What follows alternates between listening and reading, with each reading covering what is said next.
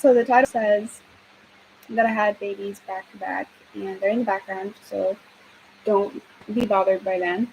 But I did lose 80 pounds in a pretty quick amount of time. I had a baby in 2020 and 2021. And before I got pregnant, I had always had healthy habits, and so I was always at a healthy weight. And I had always wondered, okay, is that genetic or is it the habits? And I found out that it is my habits because when you remove the habits, genetics do not just magically keep you fit and healthy. So, um, with each pregnancy, I gained more than 40 pounds, which is a little bit more than the recommended amount to gain. But I wasn't worried about it. I just, you know, ate as healthy as I could during my pregnancies, and I didn't try to restrict my calories because I just, the baby's development was more important at that time. So I had a very uh, intense 98-hour labor with my first baby. And so for the first 6 weeks postpartum, I was just focusing on regaining my strength, sleeping as much as possible, and hydrating, and beginning to walk again because I was on basically bedridden for most of that first pregnancy. And so just walking again, just slowly moving again, was what I was doing for those first 6 weeks, and just getting your body prepared to function properly is priority number one. And after that, I exclusively nursed my first baby. So for the first 7 months of his life, he had nothing but calories coming out of me. So he did not have any formula or solid foods for those first 7 months. And I was able to lose all of the weight that I had gained, at least 40 pounds. And that was it, 6 months postpartum. And I actually ended up weighing less um, than I did when I originally got pregnant. And then I got pregnant 6 months postpartum, and over the course of that pregnancy, I gained 40 plus pounds back.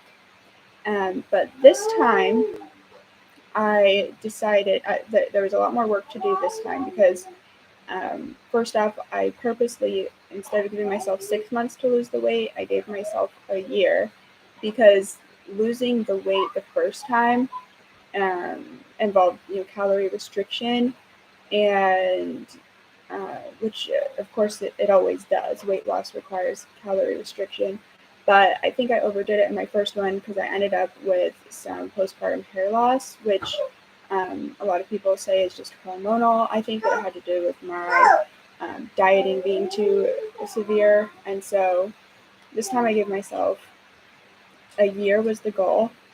Well, a year came and went, and I had lost, you know, maybe 20 pounds, but I still had about 20 more pounds to go, and I wasn't pushing myself too hard because, again, it was more about my health at this point, having babies back to back and doing the weight loss and just having two under two. It's very taxing on your body, so I just had greater priorities than losing that weight.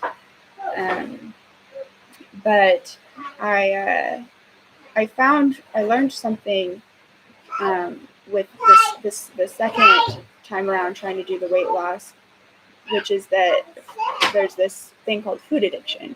So I had always had those healthy habits before I got pregnant, but during the pregnancies, I was just eating whatever I could keep down because of the nausea.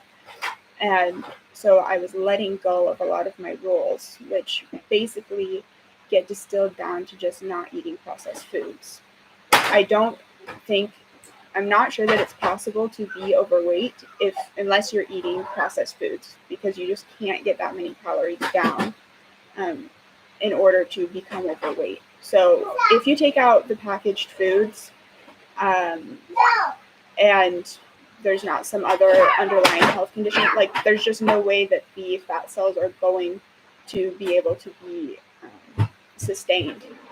If the calories don't go in, then the fat can't be sustained. So, but But the trick was with the second pregnancy is that it was much harder not to put the calories in because I had developed what I would consider food addictions. And so what you have to do is get rid of those food addictions. So the first thing that I did was just reduce portion sizes. So it's still eating whatever I felt like, but I was just eating less of it. And that helped. That got me down another 10 pounds. And then I had this pesky 10 to 15 pounds left. And I really struggled. I really had to fight against these food addictions, keeping processed foods just simply out of the house. And that helped a lot. Another thing that helped a lot was that I was regaining my ability to exercise. And when you exercise more, you want the junk food less. So even though I had two under two, I was able to put them in a double stroller and walk for about an hour a day, which might sound, I'm sure it sounds like a lot, but it's actually a really nice break. And the kids might even fall asleep in there. And even if they don't, it's just an hour away from the house where you're getting fresh air and vitamin D. That exercise just is so rejuvenating, and they're away from the house so they're not making a mess and they're under control, they're safe. It is a really nice break for an hour. So it's not a burden to take them out for a walk. It's a good thing. And I think another thing that really helped me get through that more difficult weight loss that happened the second time around was the encouragement of losing 5 pounds here, 10 pounds there, because I felt so much better after those weight losses during those kind of plateau periods. I was just so grateful that I had lost the weight because I felt so much better. I felt freed from being weighted down, quite literally, and everything becomes easier. Your clothes fit right. You look good. You don't have to worry about things like that. It's emotionally freeing, and so and also I would imagine good for your marriage to lose some weight, and just for your own self-esteem, obviously. So that is basically it. Getting rid of the food addiction, portion control, and then